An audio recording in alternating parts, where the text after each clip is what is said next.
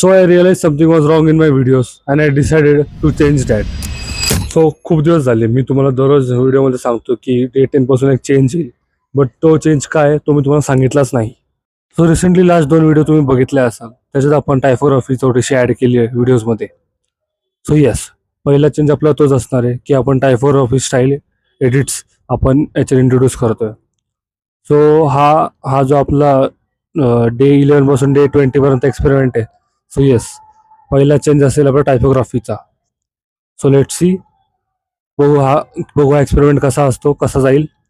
So भेटूया आपण उद्या डे 14ला. तोपर्यंत लाईक करा, शेअर करा आणि सबस्क्राईब करा. बाय.